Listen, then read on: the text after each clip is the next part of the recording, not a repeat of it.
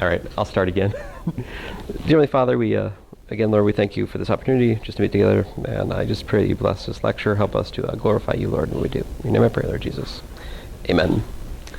All right, so we're talking about inverse trig functions for the remainder of today, and so I assume you already know what what trigonometric functions are. When does this class end? I forgot. 11 o'clock. 11:30? Oh. All of a sudden I feel 11:30. That sounds, I could get so much covered. No, I think we meet every day of the week. I think we'll be fine to end the class on time. So an inverse, first of all, what's a function and what's its inverse, right? A function is what? It's a single valued assignment from one set to another, right? So it has to pass the vertical line test. If I give you x, then the function f assigns f of x, right? And that's one thing, right? F of x isn't two things, it's just one thing. It's single valued, right? Graphically speaking, for a function from the reals to the reals, that just means it passes the vertical line test, right? So you can kind of draw this sort of symbolic picture of what a function is and what an inverse function is. You got some set A, you got some set B, right? The function f goes from A to B. I'm just assuming B is equal to the range of f to keep things simple in here. Doesn't have to be. And then the inverse function goes back, right? But in order for the inverse function to go back and be a function, what does it have to do? It has to take each point in the range, right, and assign to it just one point in the domain. So if you think about this in reverse, if you had some point in the domain which mapped to like two different points over here, it'd be hard to reverse the arrow because you wouldn't know which one to go to. I mean, so anyway, basically here's the definition for a function and its inverse. We have to have that f inverse of f of x is equal to x, right, for each x in the domain.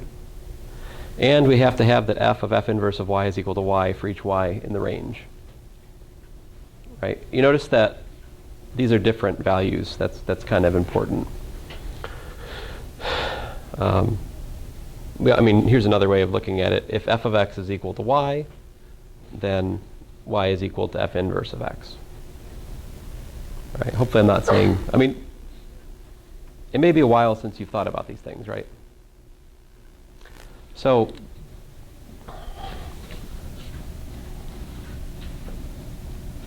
let's see here.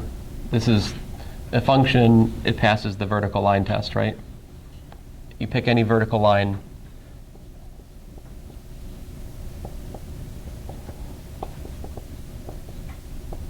Right? Each input just gives you one output. But it fails the horizontal line test, right?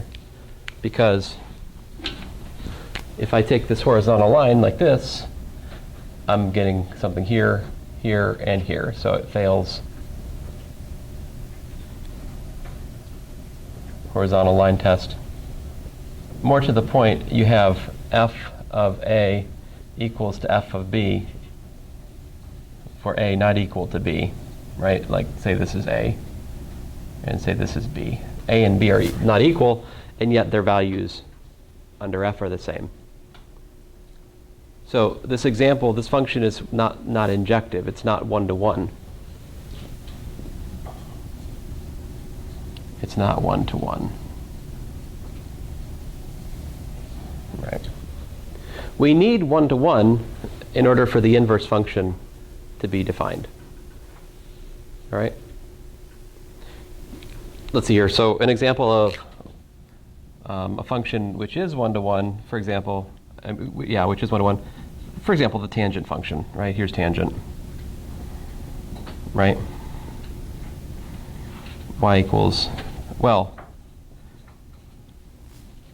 that's actually not true. I mean, that branch of tangent is one-to-one, right? But tangent is what?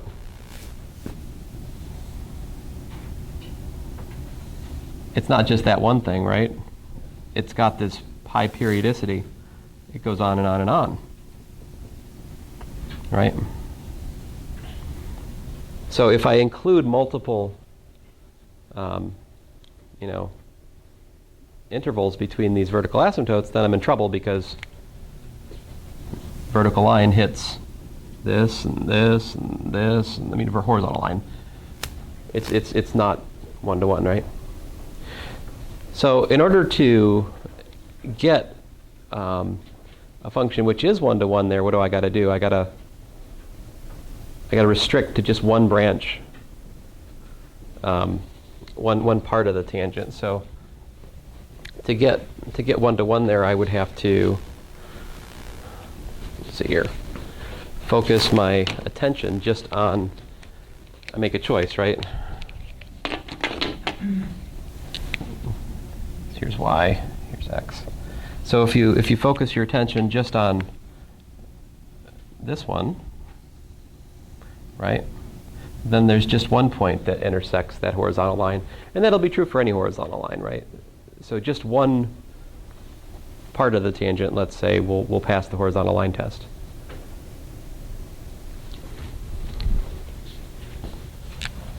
How about sine?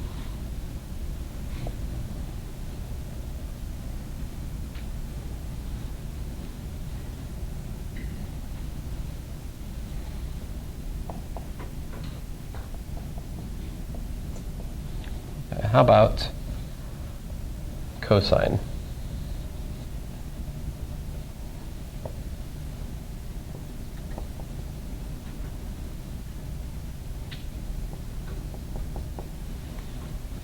What do those look like? Now cosine's almost the same, but I'm not trying to make these match up. Oh well, if I was a better artist. Cosine has what? Cosine of 0 is 1, right? Sine of 0 is 0 to get you started. And then they have period 2 pi.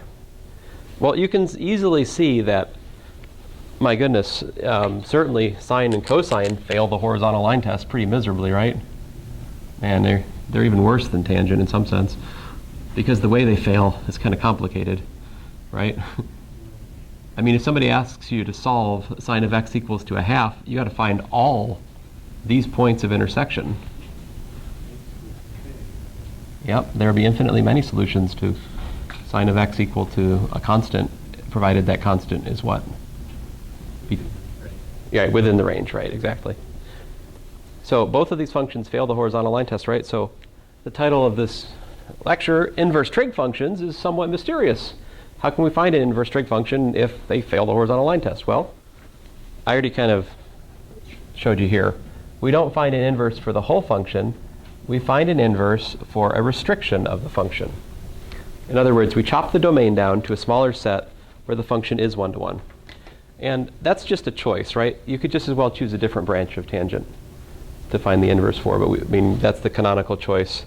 So, I mean, by definition here, we have tangent inverse of tangent x is equal to x for x an element of, and so do you guys know about element of?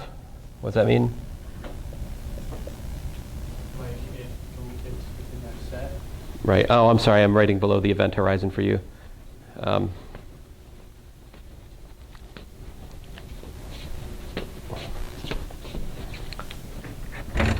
Well, it's this thing, isn't it?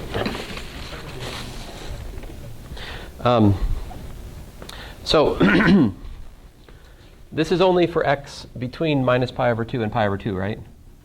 So if I say something is funny looking e in something else, that means that this is an element of that set. All right, so we use that language in here because this is a math class. We use math. Equivalently, you could say minus pi over 2 less than x less than pi over 2, if you wanted to use an inequality notation. On the other hand, the tangent of inverse tangent of y is equal to just y again. And that's for y in the reals. So minus infinity to infinity. But I sometimes prefer to call that just this, the real numbers. So this is the definition of the arctangent, or inverse tangent.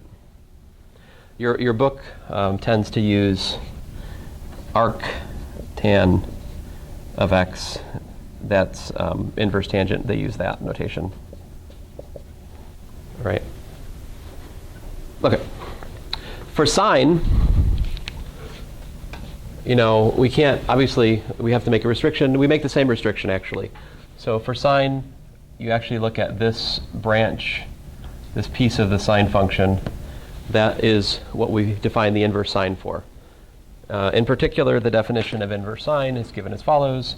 So like the domain, well, here's what I wrote earlier. I'll write it again. So definition, if f is a function from, say, minus pi over 2 to pi over 2 to minus 1, 1, where f of x is equal to sine of x, then f inverse of x is equal to sine inverse. Sorry, sine inverse of x for x in minus 1, 1. In other words, it's not the inverse function for the whole sine function, it's the inverse function for sine restricted to this particular interval. Now, more to the point, we have the following formulas. So what I'm writing in red is essentially the same as the definition I just wrote. Pragmatically, this is what we use. Sine of inverse sine of y is equal to y, and sine inverse of sine of y is equal to, x, excuse me, is equal to x again.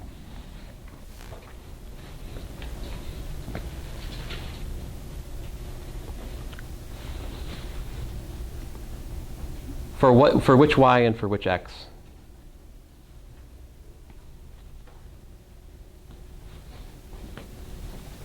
This is for y, an element of minus 1 to 1, right? And this is for x in the reals. See how the tables have turned? Here, the domain was some finite interval, but the range was everything. This time, the domain is a finite interval. Oh, there. I'm an idiot. Oh, they're both.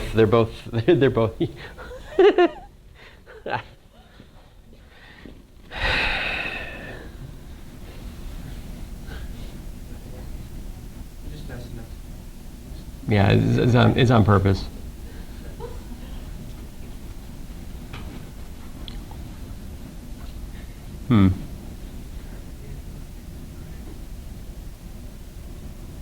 Well, it's certainly true. It's certainly true for minus pi over 2 to pi over 2, right? But is it actually also true elsewhere? Oh, no, it's not. No, it's not. Sorry. Yeah. No, this is, never mind. I've got some stupid idea rolling around in my head that I should ignore. Okay, there we go. I think it's worth just taking a second to try to graph both. What does the graph of sine look like? What's the graph of inverse sine? I'll try to run both on the same graph for a second here. So sine, of course, we know looks like that, roughly speaking. We've got this line. This is probably not going to be a good picture. I'm trying. Here's the line y equals x, written with a questionable slope. The inverse sine is found from reflecting the graph of, sine across. Now, like over here, if I was to, my picture's got too much on it. Let me, fine, I'll focus. So to get the graph of inverse sine, we just take the pairs and flip them. Like this, for example, is pi over 2, 1, right? So that gives you the like up here. Man, my stupid picture. It's too, I'm sorry. My picture's too far from truth. I can't make it work. Graphing. Try this again.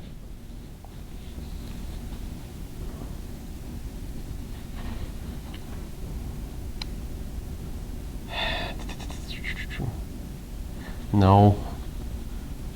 I have to decide what I should draw first here. I think I made the same mistake. Oh well.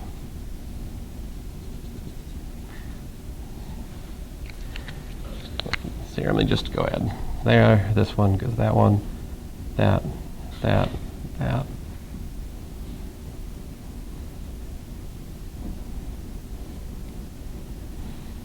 If I had done it better, it's awful. I'm sorry.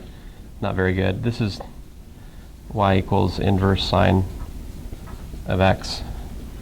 If I draw it better, the inverse sine, it really just looks like the sine function written going up the y-axis rather than going, like the inverse function has the same shape, it just runs up the y-axis rather than that way. It's just like sine turned sideways. Okay, so any question? No? Setting aside my inability to do decent pictures of graphs of inverse, I guess it's okay. But there's some things we can take away from this already. The sine, right, has, what are the tangents if you can look at kind of like a half tangent on the endpoint? The tangent line would be kind of like horizontal on that endpoint, right? The horizontal, there's also like a horizontal tangent at this endpoint, right? Sine's flattening out at the endpoints of its domain. That corresponds to having vertical tangents in the inverse sine on its edges, right? Over here, tangent looks like this, right? It's got vertical asymptotes of minus pi over 2 and pi over 2, right? The inverse tangent, if I draw it on the same thing, has horizontal asymptotes, also of pi over 2 and minus pi over 2, and it looks like this, right? So the inverse function's graph is related to the function's graph in some very natural ways. Can you think about anything else we can discover between functions and inverse functions by calculus? Here's like a general thing. What if we just differentiate, say this? Oh, well, I'll tell you what, I'll change these to x's so that you feel less weird about it.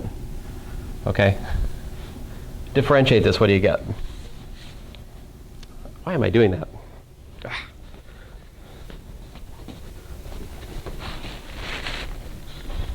How do you differentiate a composite function? All right, the chain rule. So the chain rule tells me what here? It tells me that f prime of f inverse of x, right, times df inverse dx at x, of course, right, is equal to the derivative of x, which is what? 1. What does it say? This is a beautiful formula. It says that if f of x is increasing, then f inverse of x is also increasing, right? We have to have plus plus or minus minus here, and they have to be reciprocal. So at corresponding points, right?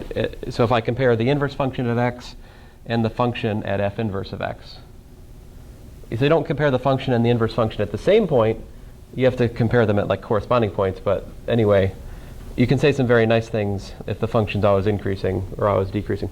Like, for example, we see this at play over here. The tangent is increasing everywhere on its domain. And you know what? So is the inverse tangent. And over here, sine is increasing on the part we chose to find the inverse for. And the inverse function is also increasing. Okay? This is important for what we're about to do. How about cosine? Let me just, for the sake of completeness, define it. Cosine, you got to pick some branch for cosine here. Which should you do? The conventional choice is to use 0 out to pi. So we have the following formulas. Cosine inverse of cosine of x is equal to x again for what? For x an element of 0 to pi. And cosine of cosine inverse of y is equal to y again for y an element of -1 to 1.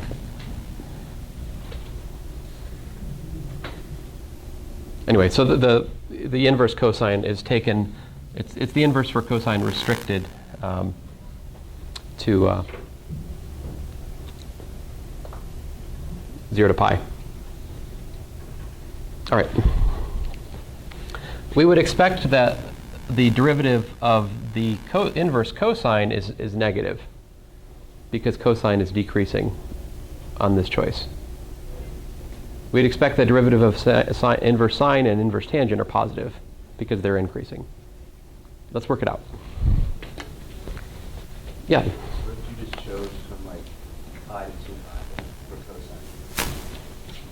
Well, that would, you could do that, but then that wouldn't be the standard inverse cosine. I mean, in fact, you're right.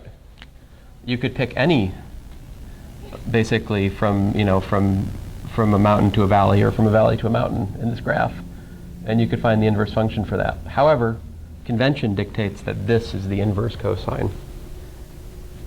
So the relation between the one you're talking about and this one is just some kind of simple translation. Like you have to add a certain amount to get to it. You've already faced this problem in the study of finding standard angles. Like this comes up in standard angle calculations. When can you use the inverse tangent to find the standard angle? In which quadrants? That's cool. I'm glad you asked that question. It made me draw this picture. So basically, here you've got inverse sine, inverse tangent, inverse sine, inverse tangent. Those functions are good for finding standard angles there. Inverse cosine also works here, and it also works here. And down here is test questions. Because here you can test whether the student understands inverse trig functions. See, because none of the inverse trig functions on your calculator will give you the correct angle down there. Like for example, if I pick a point, oh, I'm getting off track, but let me just do it for a second here. So if I do like say 1, 1, and I ask what's the standard angle of that, right? So you know that's this theta. The standard angle is, we'll talk more about this later this semester, but you know the standard counterclockwise angle swept from the x-axis. Well, you can do inverse tangent of y over x, which is inverse tangent of 1 over 1, which is 1, and you'll get pi over 4, which would be correct. It's 45 degrees. However, if I have this point down here, and I try, and I just don't know any better, and I try inverse tangent of -1 over -1, well, you know what? That's also inverse tangent of, the minuses cancel, of 1, and you get pi over 4. But you know what? That's incorrect, because this point down here actually is that angle from the, it's actually pi over 4. This actually has theta pi plus pi over 4. But if there was some other inverse tangent function, some non-standard inverse tangent function, which was built on, say, using you know, pi over 2 to pi, like over here, then that would give you, what would that give you? I mean, it'd be pi over 2 to 3 pi over 2 rather. And if there was such a thing, then it would actually pick up angles in these two quadrants directly. Unfortunately, we only have our calculators that are built with these boring standard choices of inverse sine, cosine, and tangent, so we have to work with it. Anyway, I have more to say about this when we talk about polar coordinates, but let me get back on the calculus here. Okay, so great. This is what inverse functions are. I haven't said much about calculus yet. How do we differentiate inverse sine?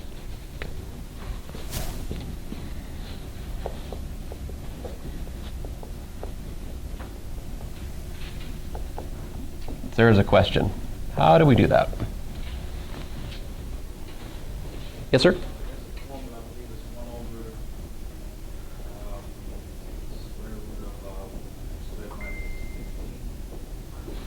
It is 1 over the square root of 1 minus x squared. That is true.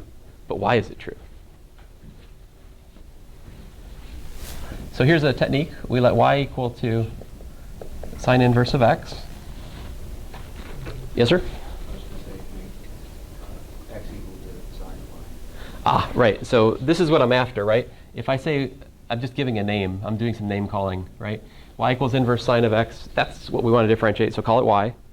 Then do what you said, which was take the sine of both sides. I mean, you didn't say that, but that's what that's the man behind the curtains of what you said.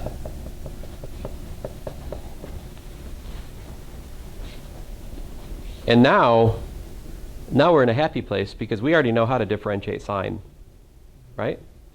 Derivative of sine is cosine, indeed. So differentiate implicitly. And I say implicitly because we're differentiating sine of y, right? So I get cosine of y dy dx is equal to 1.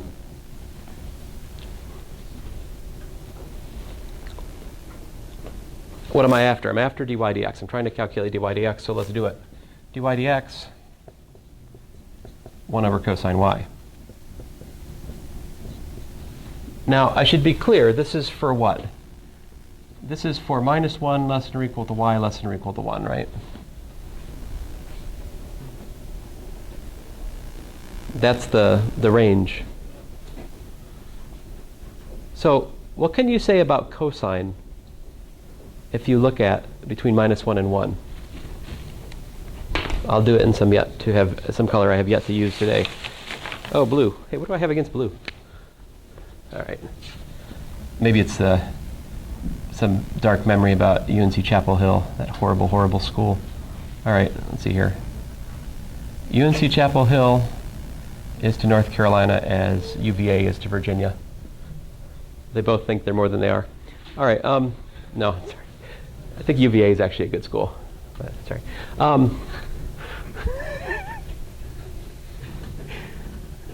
don't know. I had a friend go there, get a PhD in physics. He seemed to like it. Okay, so those are actually the outputs we're taking as y goes between minus 1 and 1.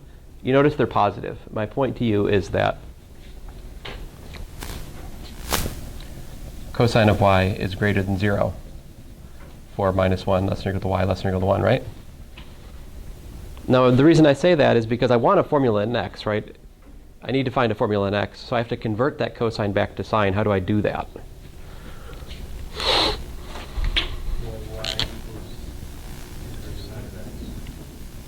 But I need to connect sine and cosine somehow, right? Pythagorean identity, right? So cosine squared y plus sine squared y is equal to 1. But you can solve that for cosine, right? Solve that for cosine, we get cosine of y is equal to the square root of 1 minus sine squared y. And I should really say algebraically plus or minus that, right? Because you take the square, you're removing a square to allow for the possibility that you're going to have a minus. But we don't, because we know that cosine is positive, right? So I can, because of what's in blue, I get to just say cosine of y is the square root. And this is the square root of 1 minus x squared. Why is that?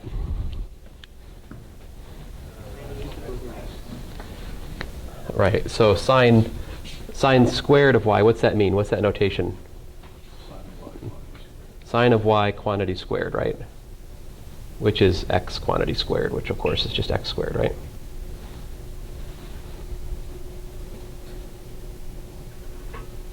So what do we have? Yeah, 1 over the square root of 1 minus x squared.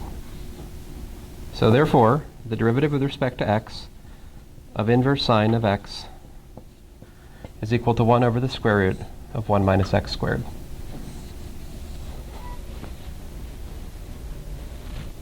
And again, I would refer to you our comments about the graph. This makes sense. This formula is positive, right?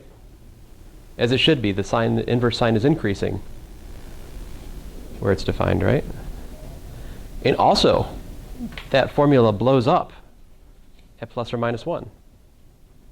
Right? That formula becomes infinite where it should at those vertical tangents. Right? Just like the regular function, sine, has the derivative what? Cosine. Cosine of plus or minus pi over 2 is 0. Horizontal tangents in the, translate to vertical tangents in this sense.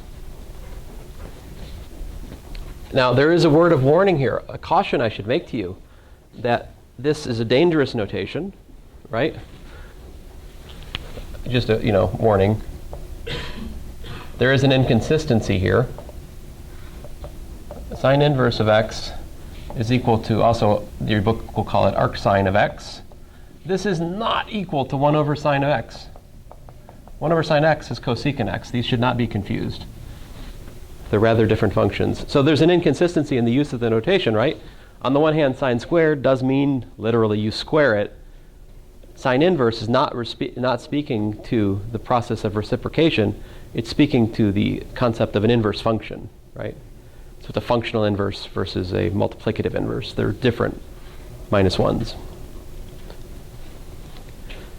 Sorry about that. I mean, we could just use arc sine everywhere, but I don't like to use arc sine everywhere because it seems like too much writing.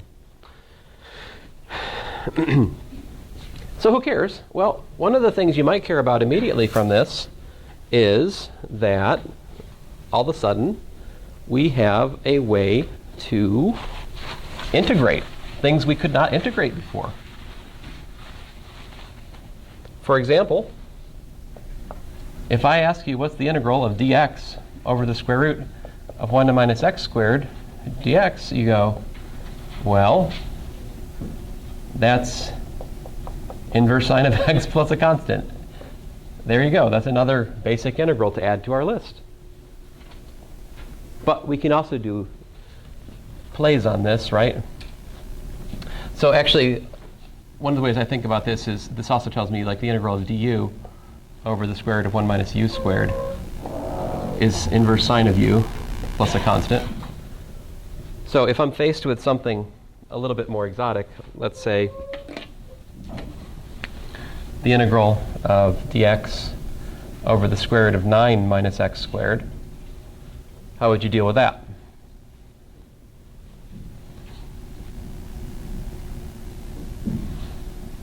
So I want to basically say that's 9 times 1 minus something, right? If I factor that 9 out to make it like that 1, what do I have to do to the x? Yeah, x squared over 9. Or I'll rewrite it as x over 3 quantity squared. And this means I can make a u substitution. I let u equal x over 3. So du is 1/3 dx. In other words, dx is equal to 3 du. And this gives me the integral of 3 du over the square root of, 9 times the square root of 1 minus u squared. These cancel, and you're left with inverse sine of u plus a constant. In other words, the integral is inverse sine of x over 3 plus a constant. You see, now there's a whole new kind of integral we can do now that we know about this inverse sine. Some of you already saw this in Calculus 1. If you did, great. If you didn't, well, there's today.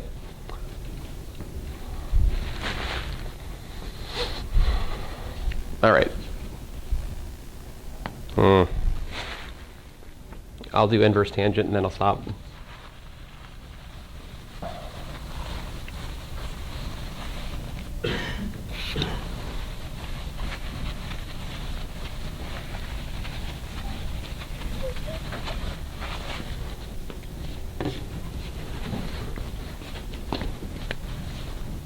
Same song and dance. Suppose you want to find the derivative of inverse tangent x. So what do? Step number 1. Y equals inverse tangent of x. Step number 2, we take the tangent of both sides.